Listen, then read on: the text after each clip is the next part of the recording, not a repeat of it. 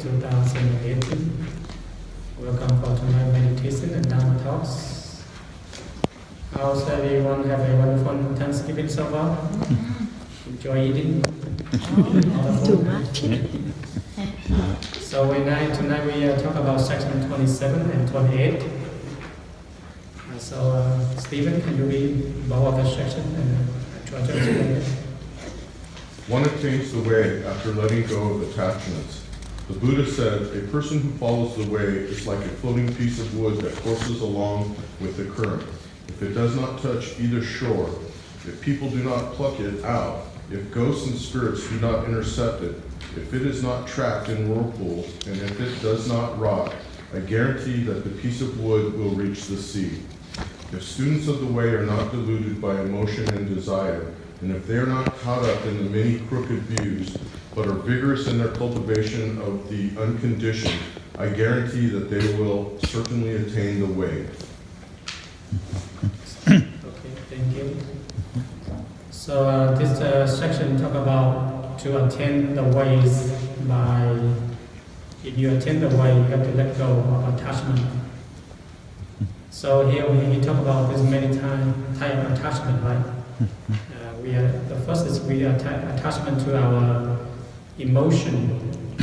We are attachment to our desire. So a person who follows the way is the path, like a floating piece of wood that goes along with the current. So generally when we practice the way, we just like a floating wood down to the stream. And this wood, during this wood floating, there's many of the things that can intersect, right? Intersect by the people, by the branch, by the rock, anything. So our practice, the way is the same thing. When we practice the Buddha, the path to get enlightenment, there's a lot of things that interfere through our practice. Just like in life, when we grow up, we have a lot of difficulty in our life too, right?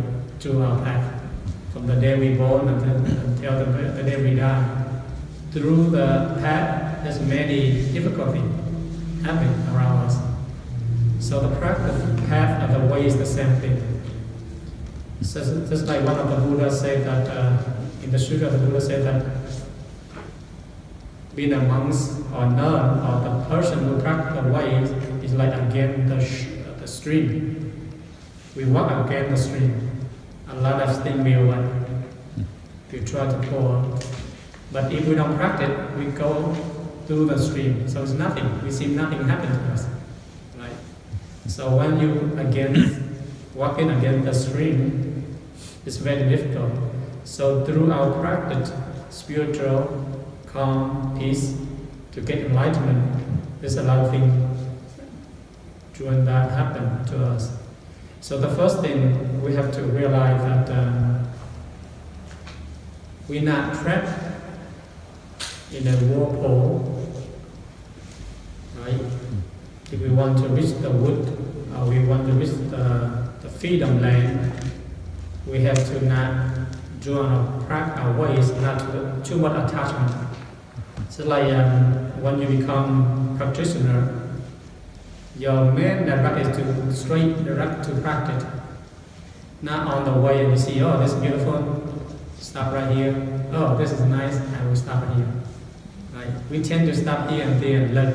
That's why our path, our practice slow down. So you want the path to get enlightenment, you have to go directly, straight. Right? Look at them straight. So in our life, it's the same thing. If you go directly, it seems like boring, right? You have to stop here and there, right? That's why it's slow our way of practice. So there's two things that slow our self down. The first is what we call the emotion. Usually, as a human, we have emotion, right? Emotion, angry, bad, upset, whatever. But if we have emotion, we recognize, we understand, and we know it. But if we attach to that emotion will slow us down. Just like if we have emotion of stress, anxiety, fear, we know that we have it. It's okay to have it because as a human we have that emotion. But if that emotion gets too strong, then we attach to this emotion and then we will slow down our practice. You see that?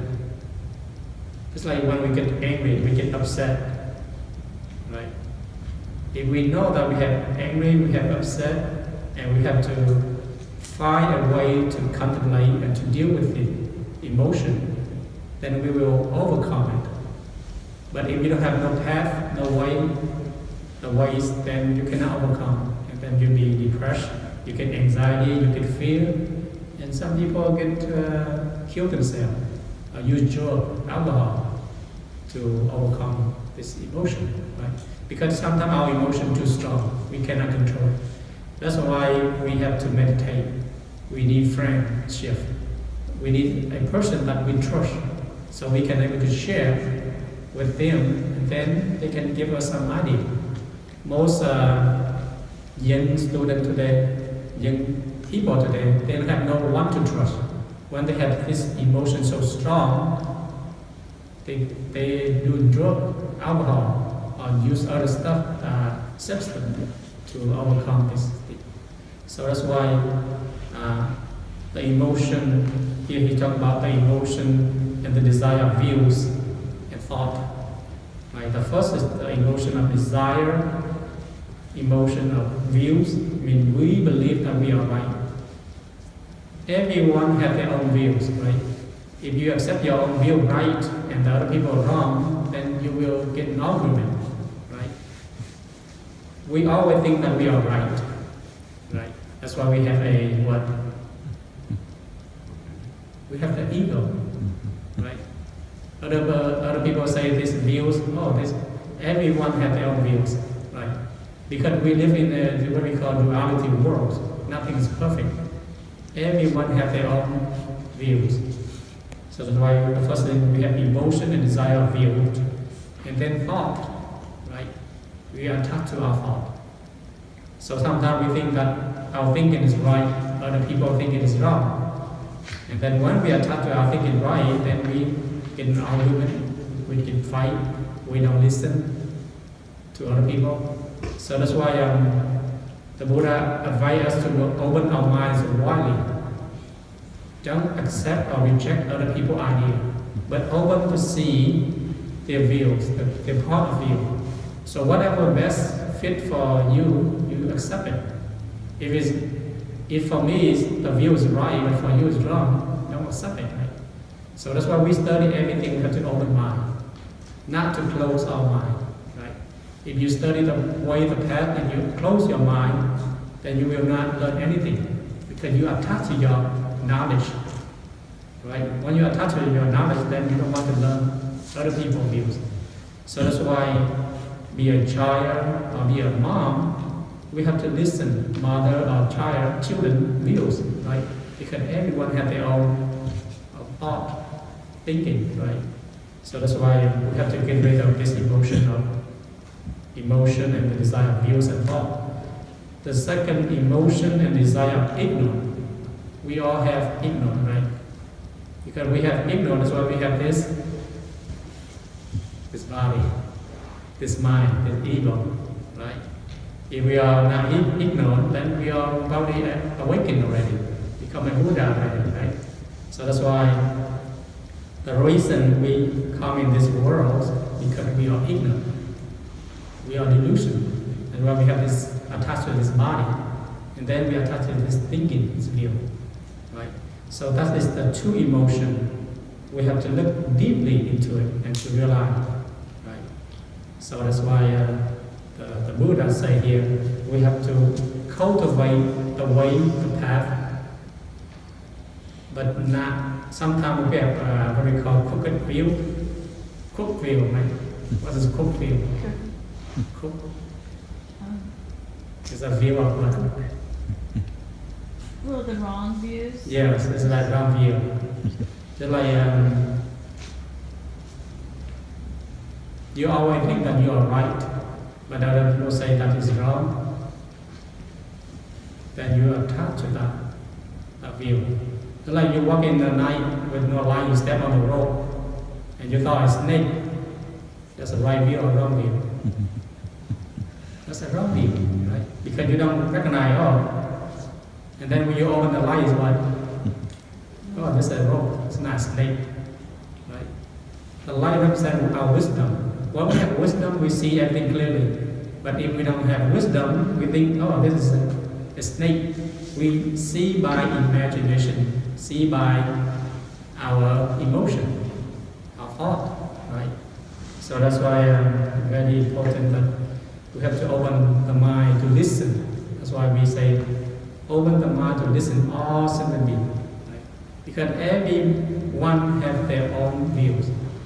If you are a listener, you are able to understand all. If you just listen a little bit and then you just reject other people's opinion, you will get in trouble, right?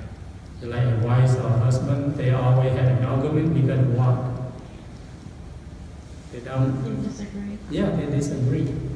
Because everyone attaches their own views, emotion. So that's why being a husband or wife or a mother, father, whatever, or teacher or student, we have to open our mind to listen. And then we are able to find the right solution instead of everybody has their own views and attach that views and then get an argument. So here it says that to attain the way, the path, you have to let go of all attachment. The first is attachment to this body, attachment of this ego, attachment of this thinking mind, right? And then we move on to the next section. Stephen, can you read the next section? Don't indulge in the wild mind. The Buddha said, be careful not to believe in your own mind. Your mind is not to be believed. Be careful not to get involved with sex. Involvement with sex leads to disaster. After you have attained arahatship, you can believe your own mind. Okay, so the first section is talk about we on the path. The next 28 is talk about the wild mind. I mean, we have to be careful not to believe in our mind, because our mind is what today is like that, tomorrow is like that. It's always up and down, because we have not achieved the fully enlightenment in life. Today your mind, that's why we say we always change our mind, right? Because our mind is always what? Today you think is right, but tomorrow you think what? It's not right. Right? Because our mind is up and down. So that's why the Buddha says, do not trust your mind. Because your mind sometimes fool on you by using this ego, this attachment. So he said, when you attain the arahantship, then you believe your mind. I mean, you fully enlightenment without delusion, without ignorance, without ego, then now you believe your mind. That is a true mind. Right now we believe only how many percent? At least 50 or 60%, right? But we trust our mind. But sometimes we should not trust our mind 41%. Because our mind sometimes today is right, tomorrow is wrong, right? So that's why. So every day you live. Here's my question: every day you live, do you truly trust your mind? Why? Because I think too much. Okay, you think too much. Argue with myself. Okay. Anybody else? Do you really trust yourself? Anybody trust yourself here? Truly 100%? Made too many previous mistakes. Mm-hmm. So that's why when we do something, we have to think carefully next time. So that is, the mistake is good. It helps us to make a better decision next time. So that's why we cannot trust our mind right now. We can trust only 30 or 40 or 50%, but truly not trust 100%. Because our mind tend to what? To trigger.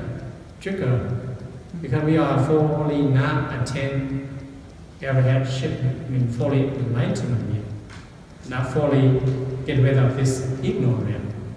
Right? So that's why he say that we should not trust our mind. Because our mind sometimes fool us around, right? Because we, sometimes our mind fool us too, but we don't know. Everybody have a chance that your mind fool you around? Give an example. Anybody volunteer? Okay, Laura? Well, it involves money. Oh, money. From where I used to work, they're paying their pension in cash.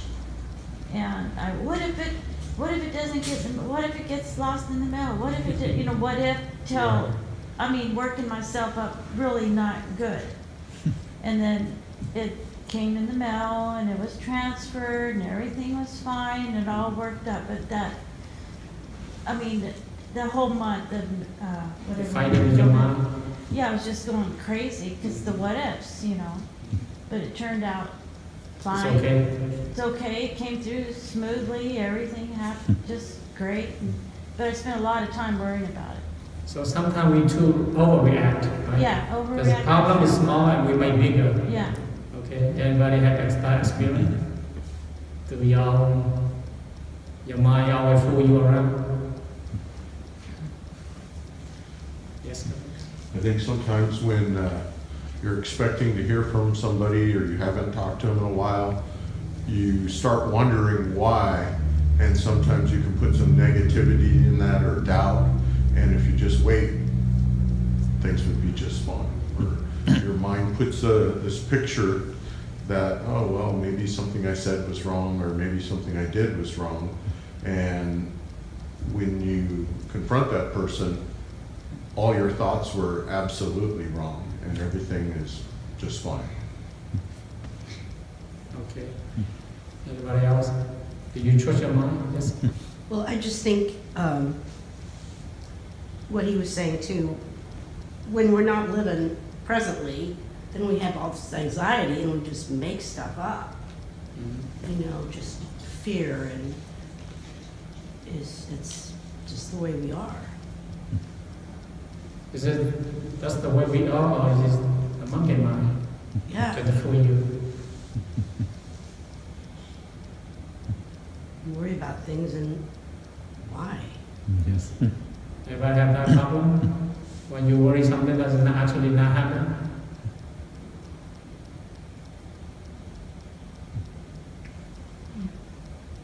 Yes, go ahead. The mind tends to want more and more. It always Mhm. wants to buy something more or get more stuff. So do you really trust your mind at this moment? At this moment, right now? right now, yeah. yes. I think we all pretty much do right now. Mhm. And some things yes, and some things no. Yeah, maybe trust but verify. Okay, trust but verify.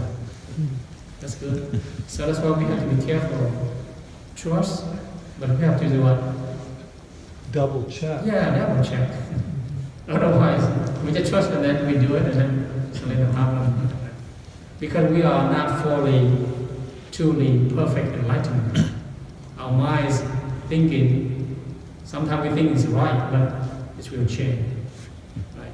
So that's why we have to double check our thinking, double check our decision. Right? Sometimes weeks, month, right? Just like if you are the doctor says you have a cancer, you need to take some chemo. So you have 2 or 3 weeks to decide. So what do? Do you do right away or you trust your mind right away, or you have to yeah, you have to think about do research, ask your family, do other things. So sometimes a problem so long you have to ask person around. You cannot just decision right away. Because if you pick right away, then your mind is a monkey mind. Later on, you will regret. So that's why. Sometimes emotional decisions we have to do right away, but the other one we have action, take time, patience, and to clear our mind, and then pick the right one. So that's why the Buddha say, be careful with your mind. What you decide, you have to be careful. Right. So that's why he said, do not trust your mind. Unless you become like what? Fully enlightened. So as a child, a mother, a father, whatever, we have to look back to ourselves. So whatever decision you make, you have to take patience, think clearly, think the positive and think the negative, think both sides. If I choose this path, what will happen? Or I choose that other path, what will happen? And then you pick the right one and continue on. Because the path is no right or no wrong. It's depending on what you choose. Right? Is the path make you feel comfortable, peace, calm, don't hurt anyone, then choose it. If the path is hurt someone, hurt yourself, then you should not pick on it. Right? So that's why the Buddha say, whatever you decide, your decision, think about it. Double check. Sometimes we have what? Triple check, not one double check. Right? Or quadruple, many times, think about it. Or many days to analyze meditation to see what will benefit. So sometimes we decision that will affect our whole life. Right? That one mistake will ruin your whole life. So that's why the Buddha say you have to be careful. Do not believe in your own mind.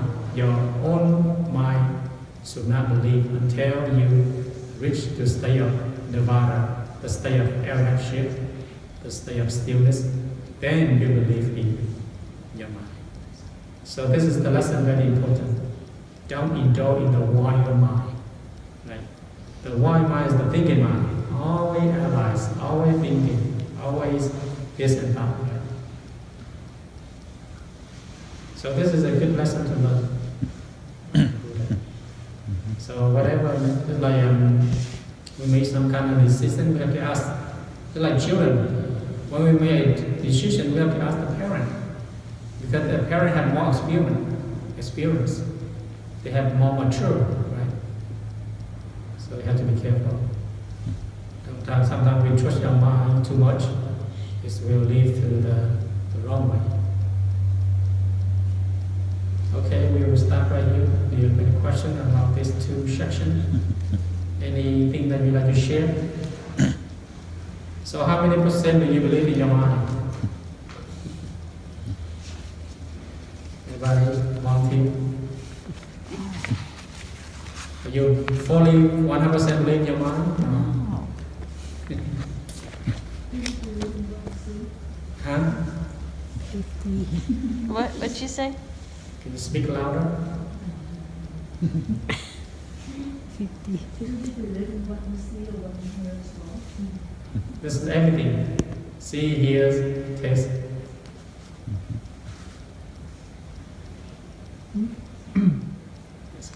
Well, what would be the alternatives if we don't believe our own mind? Then what would be the other choice? Here he talk about not to believe fully 100%, but you have to believe only 30 or 40 or 50%, and then double check. So that's why when we leave our mind, we have to analyze, right? We have to think about it. Because sometimes we see it, but actually it's that way, but actually it's not that way. And then we trust, and then we fall. So go back to the question is, do you truly trust yourself? Yes. Is it dependent on what the topic is or what the subject is? I mean, I am 100% confident that I love my husband, and I love him every single day. Yes, And so it's routine that I love him. So I trust it 100%. I don't ever question that. Well, What I don't ever question that. Yeah. But something else that I don't encounter on a regular basis, or that I might feel like, oh, I am sure I, know this, and then I will question myself. If it's the fewer times I have the experience or see the thing or hear the thing, then, especially before acting on it, I will take a day and make sure or question that but are there differing degrees that way, or are we sort of supposed to be? This is the general. This is general. Yeah. Yeah. Okay. You cannot go to a specific typing. If a specific typing, we can go to detail with trust. But this is a general. You truly trust your mind every day. Right. Because our mind sometimes want this and like that. Mhm. Just like people go shopping and they say, this beautiful flower. Oh, I so love it, I bought it. And then you go home, you don't like it. Right. You trust your mind. There we go. Impulse, yeah. So that's just what we talk about. Right. The monkey mind. Right. That's why you talk about the why mind, Mhm. the thinking mind. Yes, go ahead. Well, I'm always looking for trouble because even You always have trouble? I'm Or always you always- looking for trouble. Oh, you always look for trouble. Well, if something's going well, Mhm. I don't like always, but I'd say I trust my mind maybe 30%. It's pretty low. Mhm. And I don't know, maybe because I live alone, I spend a lot of time. I thought you live alone, you trust your mind more. I don't know, I spend a lot of time worrying about everything. Oh, It's just I see. like, and like they don't happen. So So you worry something that is not happening. yeah, constantly, the future, getting sick, no money, blah. Just exhausting. Unless, If nothing made you absorb, why do you think about it? I like to suffer, I guess. Oh, you like to see. So that's just going to be a decision. I don't So know. you decide. It's not healthy for sure, but I don't know why I go the negative way instead of Yeah. what's going right, not what's going wrong. So there we go. When we understand our negative, our mind, then we can trust. Yeah. Right now, the question is, if you don't understand your mind, how can you trust your mind? That's why the Buddha said, first you have to understand your mind. Then you trust your mind. It's like if you don't understand that person, how can you trust that person? So a good first step is recognizing that you are going the negative way and Yeah, so first understand your mind. That's why meditation helps you to understand your mind more clearly. Then when you understand your mind clearly, then you will trust your mind. That's why he say, stay up, become airhead. When your mind is calm, peace, stillness, then you can trust your mind. When your mind is so wild, wiggly, you cannot trust. Anybody have any experience? Sometimes you trust your mind, and sometimes you don't trust your mind. Yes, go ahead. I've noticed one time when I learned not to trust my mind is that I'll meet somebody and just only learn some brief information about them, but then I'll draw conclusions, false conclusions, and make assumptions based on what little information I know. And then when I get to know the person much better, I find out that what I thought was That's much, right. much different than what they are. And sometimes it's I thought negative stuff that turns out they're just a wonderful person. And sometimes it's the other way around. I'm just shocked at how different they are. When I look back and think, why did I think that? It's all just based on things that I thought weren't even facts at all. Okay, that's good. So you should not trust your mind. Yeah, there you go. That's a good lesson. Yeah, that's good. Now there we go. Now you understand you don't trust your mind 100%. Sometimes our minds overreact. Just like when we see somebody we don't like, we always think about what the negative. But actually they're not bad. We just overreact. So we should not trust that mind. Everybody have that experience? We all do, right?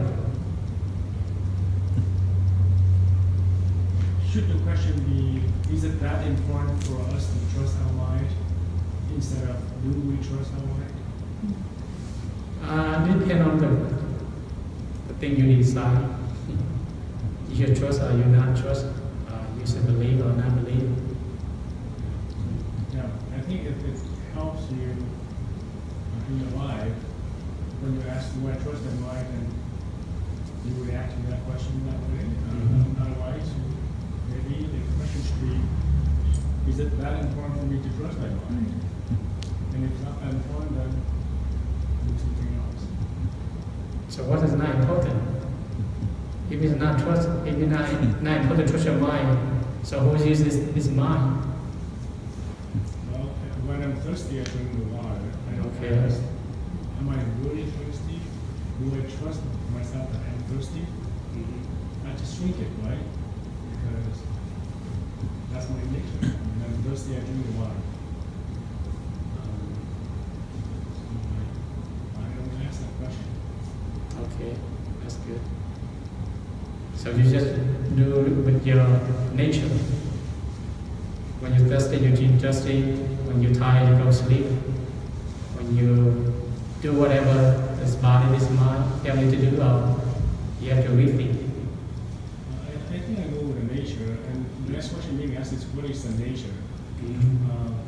Well, it's pretty hard to say, but from what we learn is that we don't do things to harm other people. And if you practice that, then that becomes your nature, I think. But if you don't practice, then you cannot say that is your nature. Okay. Anybody have some suggestion? I think we're all, you were saying in the beginning, or when we were discussing this, that everybody, children, old people, everybody has their own opinions about things, their own feelings about things, and as long as they're not hurting anybody, if you disagree, to each his own. And because I think we as humans, we're always ebbing, flowing, we're changing. Maybe what we don't trust, the things where we should not trust our minds also change throughout our life. And we need to meditate and reflect and try to know ourselves so we can recognize those changes maybe. And, this is a new area where I thought I was a know-it-all, and I'm not. I trusted myself and I shouldn't. But this area over here where I used to really have trouble, now I've had so much practice with it, I do trust myself now. And it's okay that I do that, but over here I better watch out. Yes. And so maybe it changes as we live our life. Okay. Anybody else? Go ahead. Yeah, I have several things to say, and it's related to what's known from psychology about people's minds and how the mind goes the wrong way. For example, there was a famous experiment called the Milgram experiment. Is anybody here familiar with that? The what? It was called the Milgram experiment. It was conducted at Yale University in the early 1960s. And what they did in this experiment is people from the community came in and they said, we're doing an experiment on teaching, how to help people learn. And so they had somebody in another room kind of hooked up to a device, and they were trying to help the person learn, supposedly. And so the experimental subject, what they would say is, we're going to give the student there a mild electric shock. Does this ring a bell now with anybody? Yeah, I've heard this, but I. You've heard this. I've heard, yeah. So they said, this is about helping them learn, and this is an experiment. So give them a mild electric shock, and then gradually the subject was supposed to increase the shock just a little bit, give them a little more, because the subject wasn't cooperating.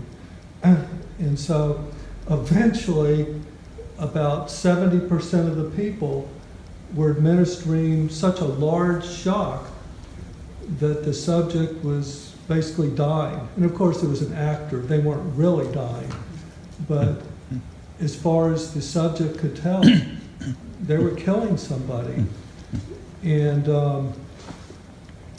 so yeah, our minds are very subject to doing something that we don't really want to do, because we get in a situation and maybe there's an authority figure or there are expectations from other people, and so we end up doing very harmful things.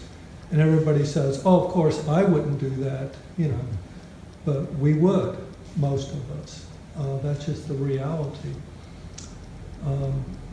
So yeah, I think there's really good evidence that our minds can be easily fooled and do very negative things. So go back to his question. Is it important to trust your mind? Well, I have an opinion about that. Yeah. I think ultimately we kind of have to try to develop where we can trust our mind. If we don't trust our mind, then who are we going to trust? I mean, I trust Ty. He's not going to tell me anything wrong. But if it's just somebody else, say that again. Yeah, right. Well, the problem is that, you know, good at you, sometimes up and down. Don't trust me 100%. well, You get to thinking that. You have to analyze. yeah, my father's down in Texas, and he trusted somebody, and he was conned out of over $30,000, just very easily conned. Yeah, so there are plenty of people trying to take advantage. So yeah, I think we have, this is my opinion, we have to trust our own mind, but verify, and if we're not sure, then probably do nothing, unless it's an emergency. You know, it's all very complicated.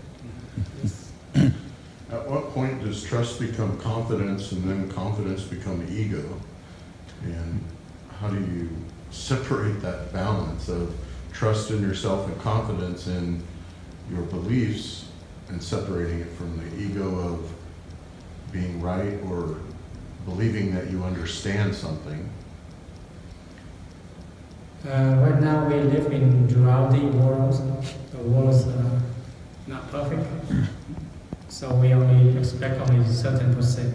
You cannot be 100% unless you are in a state of stillness, state of perfect, like the Buddha himself. Then he truly believes. Because whenever his awareness thinking is always correct. From my body, speech, and mind to correct. But for us, we still impurity. We do sometimes do wrong, do with this ego, this attachment, right? So we have to rethink about it. So that's why it's very difficult, right, for us to decide.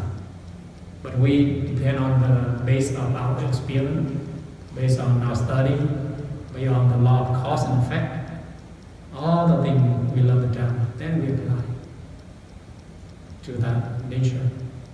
But we cannot truly 100% trust our mind. Right? We can trust only like 50 or 60 or 70%, and then we have to verify, and then we have to decide.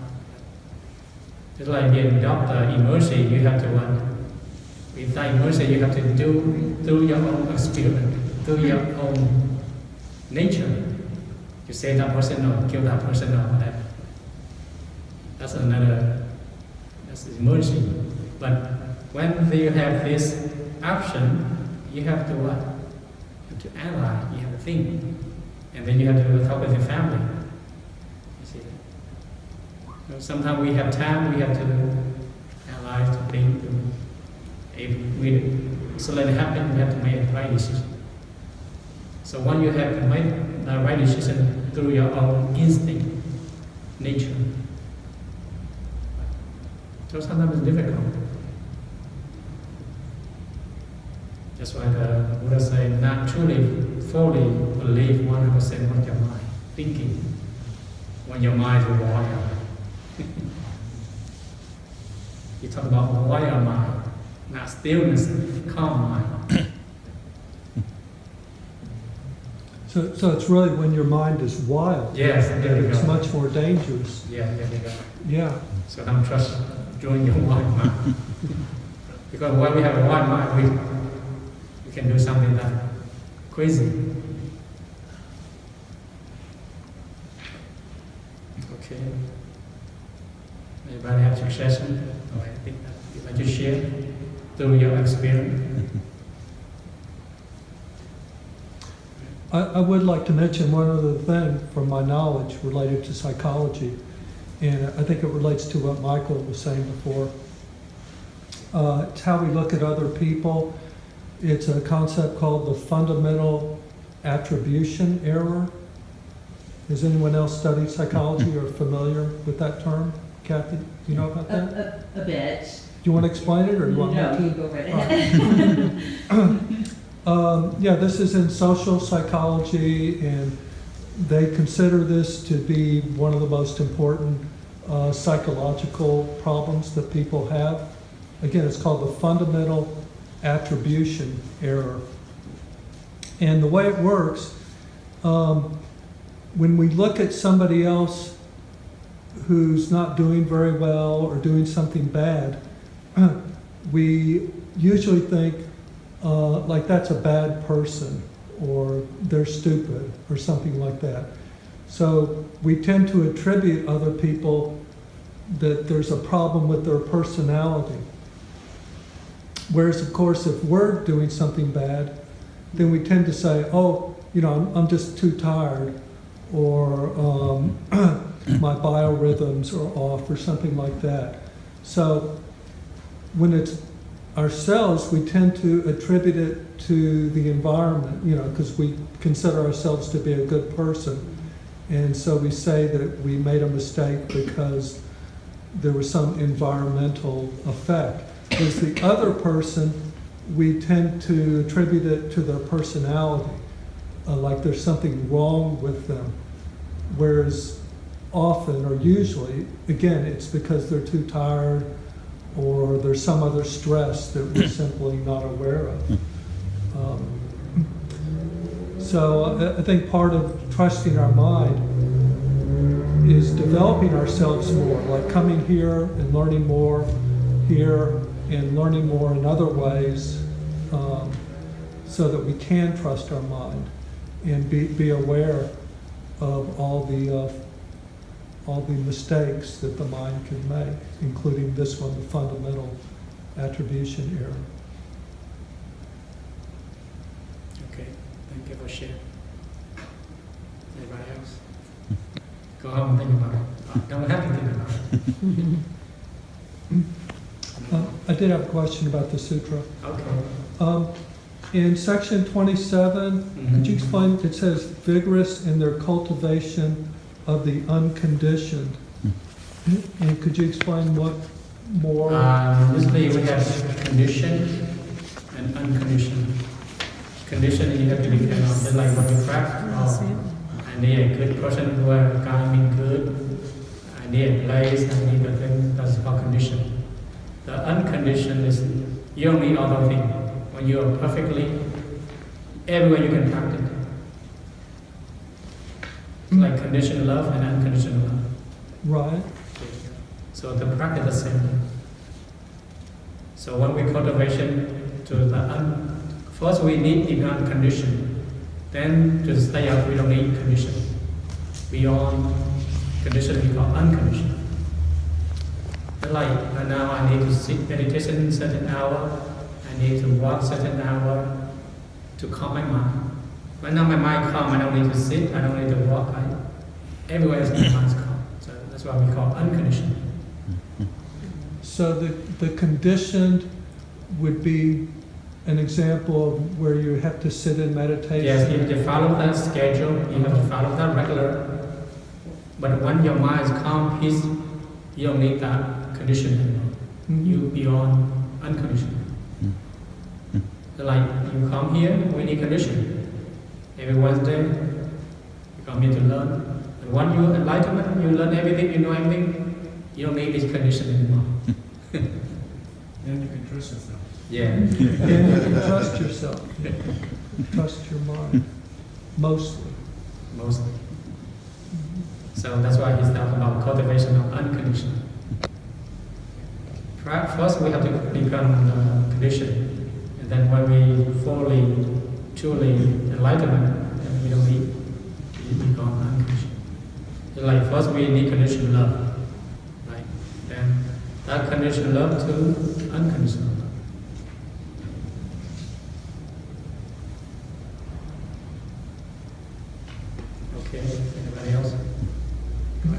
Yeah, one more question.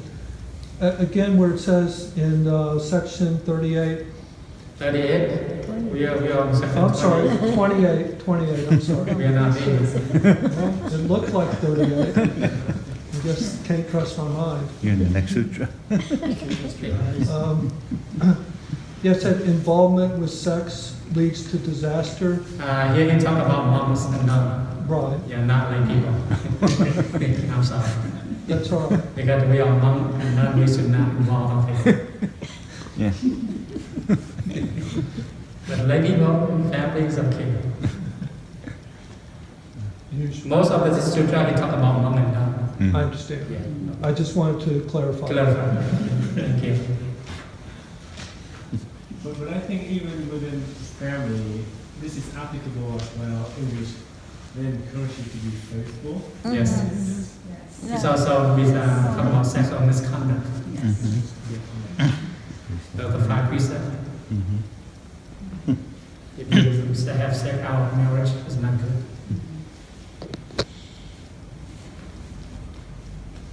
Anything else? Danielle, No, you're clear today. That's good. I'm clear. The class are happy to have you. Have all these questions so people can learn. Thank you. The last one, we're all going, phew.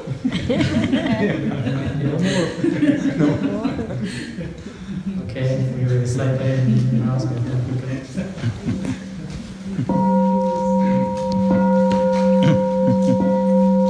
Living being or innumerable, I vow to Say them all.